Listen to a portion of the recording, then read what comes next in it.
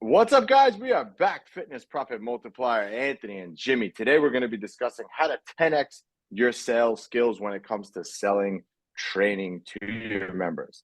And this is a good one today because this is the thing that's going to hopefully 10x your business as well. You know, it's just a matter. This is the same thing I did, same thing Jimmy has done, and the same thing we instruct our gyms that we help to do, because this way that we're going to teach you is going to really 10x your sales skills, and in so many different ways. I'm trying not to give it away. We always do this every time we kind of like hint at what it is, but it's so hard not to give it away. But again, guys, if you want help with your sales training at your gym, if you're looking to have your sales staff be improved or to scale your sales system at your gym, just click the link below. You can find our prices there for our program. And if you want to jump on a call, if you want to like figure out this is for you, and you can just book a call right there if you want more info. But Jimmy, 10xing your sales skills without giving it away, what is this going to do for a gym owner? Well, I mean, you 10x your sales skills and you've 10x your closing percentage, right? Or the amount of clients that you close every month. I mean, we talk to gym owners all the time, and they're happy with, 5 new members a month, or maybe even less than that. And do you want to 10x that number? Do you want to go from 3 new members to 30 in a month? This is the one thing that's going to make the biggest difference in building the skills that it takes to get you there. It's just so interesting when we hear that, like, oh, 5 members, we're doing good.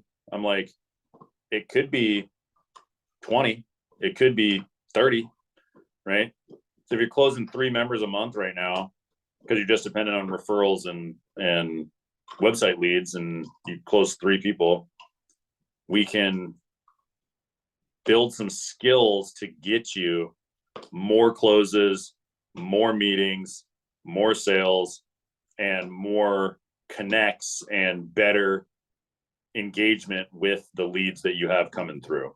It's one of the things that so many people don't do, but it's the simple.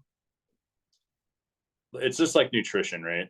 Simple, not easy. Simple, not easy, right?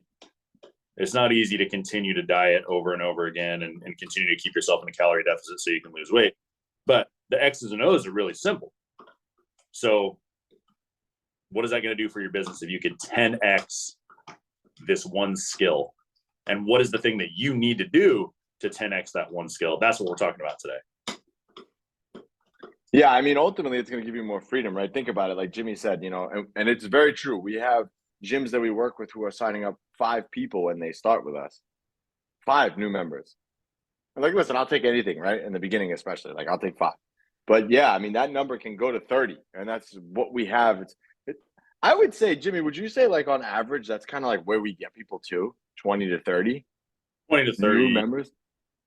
20 is probably the average, because you have seasonality in your business. Like, it's not going to be 20 every month. It might be 30 one month and 10 the next month. And we have this seasonality, and businesses just like that. And you have to be able to roll with those punches. But on average, we're getting people from 5 new members a month to 20 new members a month in probably 60 to 90 days. So if that sounds interesting to you, we can get on a call and talk about how we would do that in your business. But that's really what we're seeing. And 20 new members a month is a big deal. If your retention rate is good, it means that you can scale your gym to that 7-figure run rate. Like, that 20 member monthly is really this pivotal key number that allows you to grow past your loss rate, even at a member base of 200. So keep all that in mind when we're looking at how many members you actually need to acquire every month. Yeah. All right. So let's get into this one thing that you need to do to 10x your sales skills. That I shouldn't say there's one thing. There's a lot of things you could do to 10x your sales skills, right? And we're not going to talk about all of them. We're going to talk about the one main one today. But, obviously role playing, practicing your sales framework, which is what we call it. We love a framework better than a script because you have to be able to go off script all the time. So we use a framework. practicing your framework, religiously going through it, going through objections and things like that. Just good old practice. Like, we're all fitness people. If you want to get a better bench press, there's no other way to get a better bench press than actually bench pressing. Yeah, you could do dumbbell flies, and yes, you could do dips and all these other things, but the carryover to bench press is not going to be that good. But when you're actually in these scenarios, these sales scenarios, this is what's going to actually improve. So you got to focus on the thing that matters, which is actually those calls. And a lot of people are like, oh, well, what are the tactics I do to get them when I'm sitting down with them in the meeting and they're like, oh, this is expensive. Like, if you're getting objections when you're showing them the price, you missed the ball. You have to build this value early on. And that's why we love to go over the sales call, because the call sets up everything. If you do the sales call correctly, you're not going to get any objections, and you're going to get leads who are ice cold to scalding hot. And that's what we want. So the way to really, really 10x your sales skills, the way that we found that has worked the best for us personally, are salespeople at our gyms, which we've successfully scaled our gyms, and we are no longer, like, we are recording this instead of on sales calls right now. And the way we have done this, and the way we explain to our other gyms too, is listening to your own sales calls. Now, that might not sound like, oh, wow, magic, right? But if you listen to just one sales calls a day and you work for let's just say 5 business days, right? That's 5 calls a week that you're listening to.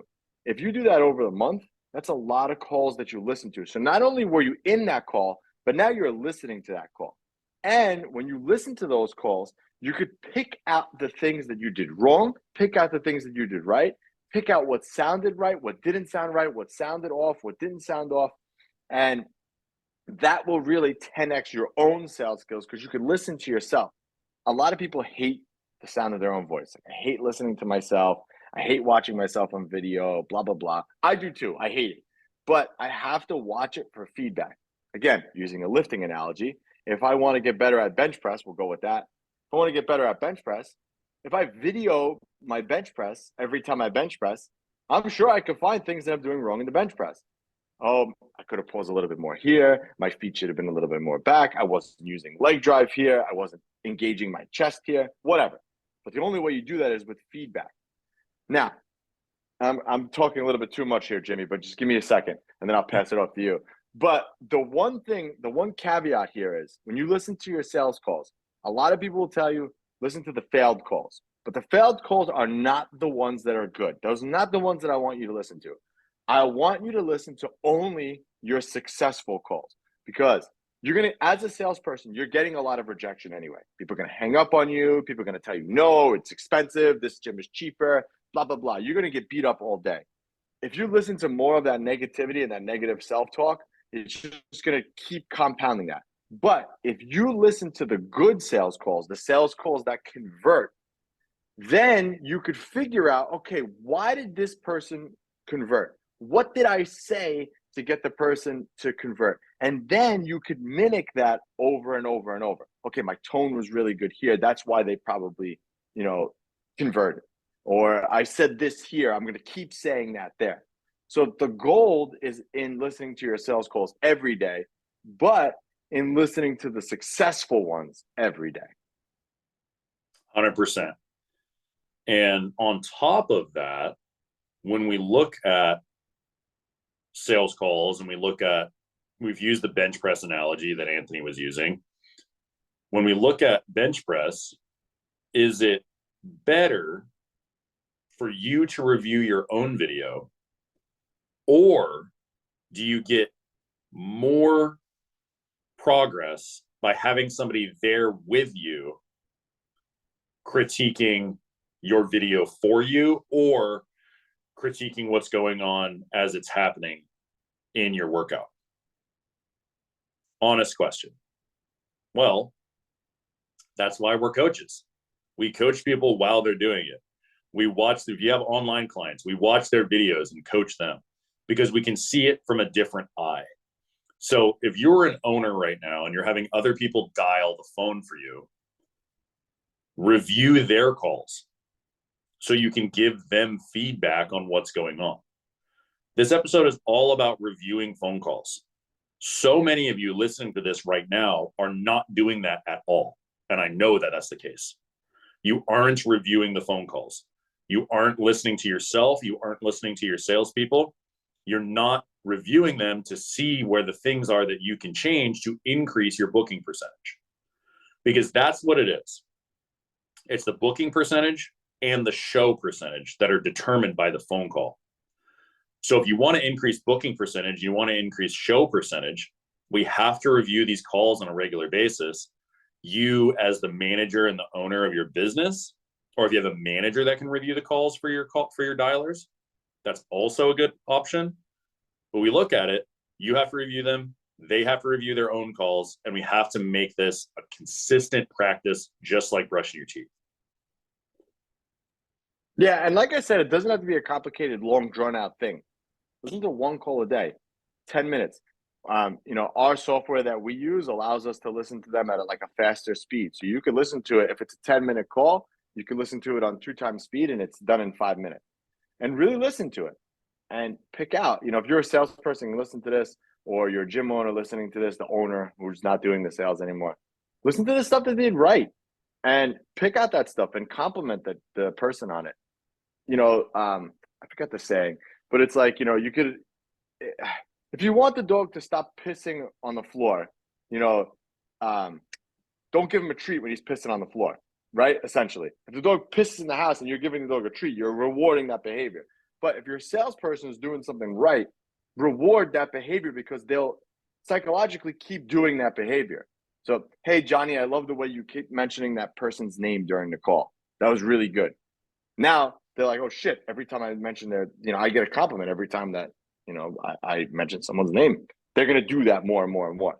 So that's the thing that you have to do.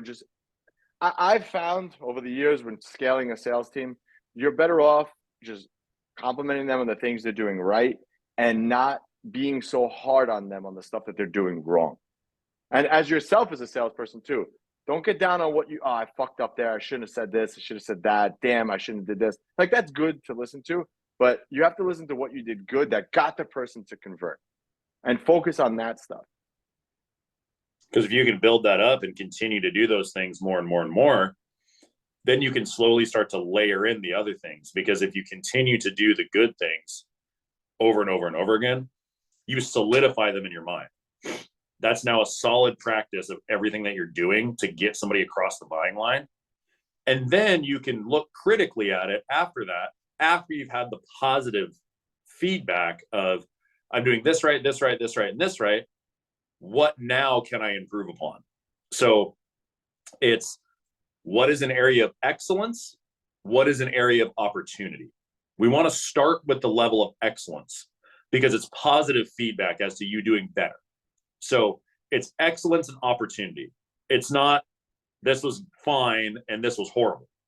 That's not the way you want to speak to yourself. You want to speak to yourself as excellence and opportunity, because opportunity is much more positive than, oh, I screwed up. There's an opportunity there to improve. So it's a growth mindset type of approach to this skill. So that's how you want to think about it. Think about the excellence first, and then think about the opportunities later. But I'm taking notes here today as well from Anthony, because we tend to review negative calls. We tend to focus on negative calls at my facility. And sometimes my sales staff has a hard time with it. So focusing on the positive calls is a note that I took down from this podcast. We learn from each other on this, and I hope you're learning from us as well. So review those calls every single day. Guys, like I said, if you want help with any of this stuff and you're ready to sign up and have us help you scale your sales system, just click the links below. You'll find everything there. And until next time, Anthony and Jimmy, Fitness Profit Multiplier, we are out.